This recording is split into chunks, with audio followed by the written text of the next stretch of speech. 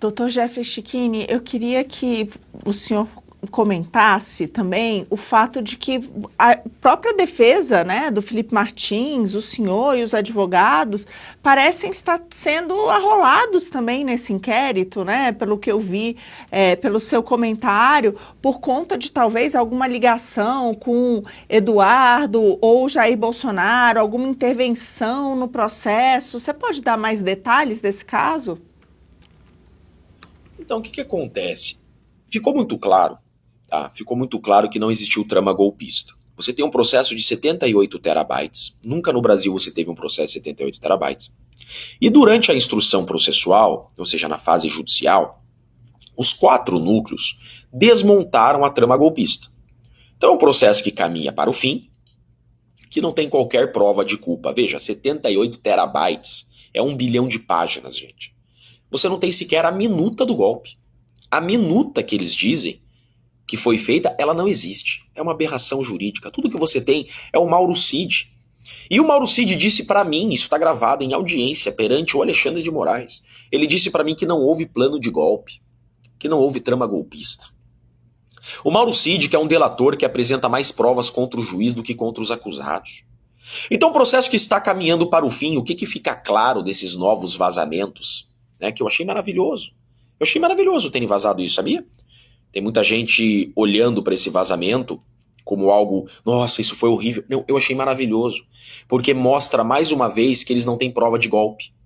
Veja que nenhuma mensagem ali entre pai e filho, entre Jair e seu pastor, Malafaia é um pastor, um confidente, um amigo, não se tem palavra golpe, não se tem nenhuma articulação golpista. Eu achei maravilhoso isso, porque mostra que a Polícia Federal e a PGR não tem nada.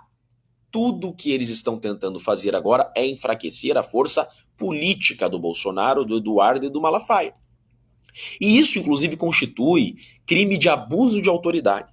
A lei de abuso de autoridade diz no artigo 19, de forma expressa, que você vazar, você expor mensagens, gravações de investigação, expondo a intimidade, a honra do investigado, constitui crime de abuso de autoridade. Não é exatamente o que aconteceu? Essas mensagens são mensagens íntimas e que expõem a intimidade e a honra. Isso é crime de abuso de autoridade. Não sou eu que estou falando, é só entrar na lei de abuso de autoridade, está lá. É crime, artigo 28 da lei de abuso de autoridade, é crime de abuso de autoridade esse vazamento que foi feito. O inquérito policial, artigo 20 do Código de Processo Penal, diz que o inquérito é sigiloso. Tanto que você não tem vazamento do inquérito do INSS. Será que existe algum inquérito do INSS, né? Você não tem vazamento nenhum do Adélio Bispo. Por que você não tem vazamento desses inquéritos? Porque o inquérito ele é sigiloso. Agora, por que o STF manda em lista de transmissão com a imprensa tradicional peças sigilosas de investigação e do processo? É absurdo, nós estamos em uma ditadura. Esse processo, ele subverteu a ordem democrática. Nós estamos em uma ditadura. Nós vivemos, a nossa democracia hoje, né? Ela ultraprotege o Estado em detrimento do povo, em detrimento dos direitos e garantias individuais do cidadão brasileiro. Isso não é um Estado de direito. Então o que eu tenho a falar para vocês é: o processo está ao fim, e agora tudo que eles podiam conseguir, tudo que eles podiam mostrar, eles já mostraram. E o que eles mostraram é que eles não têm prova nenhuma de golpe. Doutor, muito obrigada pela entrevista. Chocante essa informação que você trouxe para nós aqui no Oeste com Elas. E eu queria saber quais os próximos passos, o que pode ser feito ou o que será, o que o senhor pode dizer que pode ser feito. Como, por exemplo, você acha que o ministro André Mendonça pode vir a público, dar alguma declaração, pode fazer alguma coisa? A OAB pode interferir de alguma forma, ou até mesmo o Senado, que tem ali a prerrogativa de colocar em votação o impeachment de alguns ministros, ele pode interferir de alguma forma sobre essa importante informação que o senhor trouxe para a gente? O André Mendonça, como eu disse, eu não o conheço, mas pelo que eu vejo é uma pessoa reservada. Eu não acredito que ele vá se manifestar, embora deveria, né? Porque ele foi citado em um relatório final da Polícia Federal. Veja, ele é um ministro da Suprema Corte, ele nem poderia ter sido citado em um relatório da Polícia Federal. nem poderia ser citado. Tanto que na Lava Jato, vocês lembram da Lava Jato? Tanto criticava a Lava Jato. A Lava Jato correu nas mãos do Sérgio Moro só aquelas pessoas que não tinham prerrogativa de foro. Aquelas pessoas que tinham prerrogativa de função não correram na Polícia Federal e nas mãos do Sérgio Moro. Tudo era mandado para o STF ou para o tribunal com prerrogativa de foro. Diferente do caso aqui. Veja, a Polícia Federal a investigar um ministro da Suprema Corte, isso não pode, sem que haja uma determinação oficial do STF, sem que haja uma designação oficial. Então André Mendonça tem que exigir esclarecimentos disso. Por outro lado, eu já protocolei na Ordem dos Advogados do Brasil, tanto na seccional do meu estado, no Paraná, como também na OAB Nacional. Eu protocolei já uma denúncia bem explicativa quanto isso é absurdo, porque é um ataque a toda a advocacia. Você dizer que um advogado que manejou um mandado de segurança, gente, previsto na Constituição, está tumultuando o processo, quem esse delegado pensa que ele é para acusar um advogado dessa forma? Esse cara acha que ele está onde? Eu acho que ele está em Nicarágua? Eu sou um advogado constituído no processo. Ele acaba de atacar a advocacia, dizendo que advogado não pode advogar. Está criminalizando a advocacia. Advogado que advoga é golpista? O que ele queria? Que eu ficasse de braço cruzado olhando todos esses abusos e ilegalidades que estão fazendo? Ele quer que eu bata palma porque o meu cliente inocente está indo para a prisão? É absurdo. Esses delegados que fizeram esse relatório tinham que ser afastados. Se fosse um país sério, a corregedoria ia pedir o afastamento desses delegados. É absurdo. Eu vou estudar, inclusive, se eu não vou entrar com uma ação contra esses delegados. Se eu não vou processá-los por terem, inclusive, me citado em um relatório final. Não sou indiciado, para que fique bem claro, não sou indiciado nisso. Eles estão me citando como um advogado que tentou tumultuar o processo, manejando recursos a tentar tirar a relatoria do Alexandre de Moraes. E daí? Faz parte da estratégia da boa advocacia. Os meus clientes, quando me procuram, eles querem um bom advogado. E eu fico lisonjeado que a Polícia Federal tenha, inclusive, me dado essa fama de bom advogado e combativo, que eu me orgulho de eu ser. E que tem a nossa admiração também, viu, doutor? Agora o pessoal aqui no chat bastante impressionado, claro, todos nós, né? O cúmulo do absurdo, quando a gente acha que já ouviu algo pior, tem sempre o dia de amanhã. Agora, então, o ministro André Mendonça, que já sabemos, né, como é mais alinhado a um tom mais moderado, coagido em relatório da PF, sendo investigado. O pessoal escrevendo aqui, estou chocado, isso é muito grave, não é possível e... Quem vai parar Alexandre de Moraes? É uma pergunta que colocam muito por aqui. Não dá mais para aguentar, já não sabemos mais o que fazer. Quem vai parar o rei louco, como diz Donald Trump? Outros ministros? O Congresso, antes fosse? O povo nas ruas? Os Estados Unidos? Eu sei que você tem essa resposta. É o Senado Federal. A única possibilidade do Brasil, ou algum ministro do STF, porque funciona assim, só para as pessoas entenderem, né? Ministro do STF, por crime comum, por exemplo, abuso de autoridade, ele é investigado e processado pelo STF. Então, se forem imputar algum crime de abuso de autoridade em Alexandre de Moraes, quem o faz é o STF. Tá? O Senado processa e julga ministro do STF por crimes de responsabilidade. Por exemplo, tem um crime de responsabilidade que é ser o juiz do caso sendo parcial. Então, julgar um processo que você é parcial. Isso é crime de responsabilidade ao Senado. Tá? Por que eu jogo essa responsabilidade ao Senado? Porque não dá para esperar nada do STF. O STF vai dar as mãos, não vai jamais acusar um outro ministro. É inviável que isso ocorra, inimaginável. Agora, o Senado Federal, o Brasil tem o pior Senado Federal do mundo. O nosso Senado ele é ridículo, ele é inexistente, ele é uma fantasia. Nós não temos Senado Federal no Brasil. Essa é uma realidade. O senador que tecnicamente ele defende os estados, tá? Mas ele é eleito pelo povo, a defender o povo. Tanto é que o regimento interno das casas diz que qualquer pessoa do povo pode acusar, denunciar um agente público, por exemplo, um ministro do STF, direito de petição. Nas democracias são assim. O povo é o fiscal dos agentes públicos. O povo fiscaliza o Estado. Então o povo pode denunciar qualquer autoridade. E eles estão com mais de 70 pedidos de instauração de impeachment sentados em cima. Esse Senado que lá está, ele é um Senado que não vai reagir.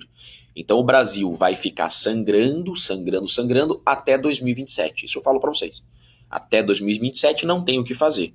Tá? Tudo que pode acontecer são essas sanções americanas, mas internamente no Brasil, o que a gente tem que tentar é chegar vivo em 2027. Tá? Porque o que acontece? Em 2027 nós teremos um novo Senado Federal. Graças a Deus, esse 2026 vai mudar 2/3 do Senado.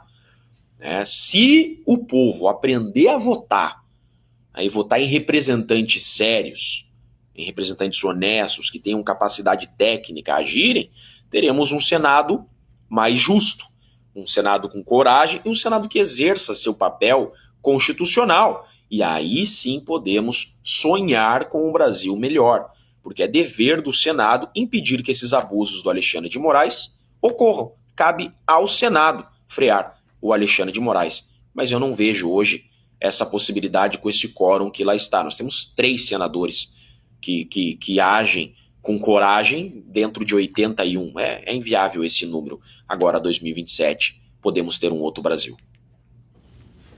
Tomara. Doutor Jeffrey Checchini, até lá, sabemos que está já marcado, então, a última fase do julgamento de Bolsonaro e do Núcleo 1 a começar agora no dia 2 de setembro. Em outra entrevista para a gente, o senhor comentou que acreditava que o Fux poderia fazer ali, ou pedir vistas, ou de alguma maneira, talvez, quem sabe, levar isso a plenário. Eu queria saber se você continua com essa opinião, o que esperar, então, dessa última fase que teremos do julgamento? Eu, pelas minhas próprias convicções, eu estou convicto que o Fux irá divergir em algum ponto. Eu não digo que o Fux vai pedir absolvição do Jair, não. Não é disso que eu estou falando. Mas ele vai divergir em algum ponto, porque o Fux já disse que ele quer que esse caso termine no plenário. E esse caso só terminará no plenário se houver alguma divergência na primeira turma. O Fux disse, esse caso é um caso de grande repercussão, que deveria estar no plenário, mas por uma chicana jurídica, eles alteraram o regimento interno do STF em 23, mandando esse caso para a primeira turma. É tudo bem pensado, eles jogam um jogo de xadrez, que o tabuleiro é deles e eles são os donos das peças. Então o Fux já disse, palavras dele, que esse caso vai terminar no plenário. E para que isso ocorra, ele terá que divergir em algum ponto. Então acredito que no dia 2, que começa o julgamento, o Fux irá colocar água na cerveja de alguém ali. Dr. Jeffrey, tá todo mundo falando e comentamos um pouco mais cedo sobre a possível prisão do ex-presidente Bolsonaro. Infelizmente aí tá todo mundo, já tivemos notícia até que a Polícia Federal está preparando a cela para recebê-lo. E eu queria saber a sua opinião. O senhor acredita que o presidente Bolsonaro pode ser preso nas próximas horas, nos próximos dias, ou inclusive até após o dia 2, quando está marcado o julgamento dele? Tudo é possível nesse novo Brasil da trama golpista, né? Não há que se duvidar de nada. Primeiro ponto, essa informação de que a cela estaria pronta já tem 3 meses, né? Então essa tal cela que já está pronta, faz 3 meses que essa cela já está pronta. Agora sim, eu respondo tecnicamente. Eu sou um advogado e eu respondo tecnicamente. O Bolsonaro não pode ser preso por esse vazamento dessa tal de minuta. É tudo minuta, né? Olha só, tudo vira minuta nesse caso. Por quê? Porque esse tal pedido de asilo, primeiro que não é crime pedir asilo, a não ser na Coreia do Norte. Na Coreia do Norte, se você tentar fugir da Coreia do Norte, é crime, né? Pedir asilo não é crime. Outra coisa, esse caso é lá de 2024, não tem contemporaneidade. Para você decretar a prisão de alguém, exige-se contemporaneidade entre o fato e a prisão. Já perdeu a contemporaneidade, ele já está com tornozeleira, já está em prisão, tá em prisão domiciliar. Então, eu digo para vocês, não deve ser preso. Agora, eu não duvido de mais nada. Prender o Bolsonaro já está preso. Vão prender o Bolsonaro, ele já está preso. Já prenderam o Bolsonaro. Agora vão mandar ele para um presídio. Tá, se forem mandar o Bolsonaro para um presídio, é um presídio militar, ele é militar. Ele não pode ir para Papuda, para tristeza da petralhada, tá? Vocês não terão o gostinho de ver Jair Bolsonaro na papuda, tá? Porque ele é militar. Militar não vai para presídio comum. Se ele for enviado para qualquer presídio, é quartel. Doutor Checchini, só avisar aqui que tem muitas mensagens aqui de carinho para você, muitas. Doutor Jeffrey Checchini, grande homem, Checchini pro STF no lugar do Barroso, eu também concordo. Então, muitas mensagens. E muita gente perguntando o seguinte, tem um pouco desse racha, eu diria, até dentro da direita, né? Alguns acreditando que a partir de 26... teremos uma chance de mudança e aí, quem sabe, poderemos dar um jeito, né, nesses abusos que estão sendo cometidos. Mas muita gente com receio de não ter 26, né, que a gente não tenha em 26 condições iguais, vamos dizer assim, da direita e da esquerda por conta de tudo que a gente está vendo. Regulação das mídias, a gente já viu como que, bem ou mal, o TSE, né, atuou de maneira diferente em relação a candidatos de direita e de esquerda, os abusos que podem ser cometidos ali, derrubadas de plataformas de redes sociais, derrubadas de perfil. Eu queria saber qual que é a sua opinião em relação a isso e qual que é uma possível solução, né? Então tem me parece que esperar uma ação do nosso Congresso até lá pode fazer com que, de fato, nós não tenhamos, né, uma chance de eleger pessoas de direita que possam fazer uma mudança. Em 2022 nós já não tivemos paridade de armas, né? Igualdade de condições. 2022, veja, o Lula podia falar o que quisesse, tudo que o Jair falava eles mandavam tirar do ar. Então nós já não tivemos uma paridade. E por óbvio, em 2026 não teremos. Teremos eleição? Teremos. Até a Venezuela tem eleição. Nenhuma ditadura diz ser uma ditadura. Todas as ditaduras dizem estar salvando a democracia e serem democratas. O Maduro, quando pega um microfone, ele é um democrata eleito, né? Agora, quando age no dia a dia, sabemos ser um ditador carrasco, criminoso. Teremos eleições em 2026. Agora, vamos dar muito murro em ponta de faca, né? Os candidatos da direita receberão muitos processos. Vai ser uma guerra muito inglória. Vai ser muito difícil. Vai ser muito difícil ser candidato de direita em 26. Mas a direita não é formada por covardes, né? Tem muita gente disposta ainda a lutar pelo Brasil, e eu digo, é a última chance do Brasil. Tá? 2026 é a última chance do Brasil. Se a esquerda continuar no poder, o Brasil acaba. Não tem. É a última chance do Brasil. Se a esquerda continuar no poder, a melhor saída para o Brasil será o aeroporto. Legal, gostou desse corte? Estamos ao vivo de segunda a sexta-feira, das 10 ao meio-dia, no YouTube da Revista Oeste. Eu, Marina Helena, Adriana Reide e Paula Camacho analisamos as principais notícias do dia. E siga as nossas redes sociais, @oestecom.elas.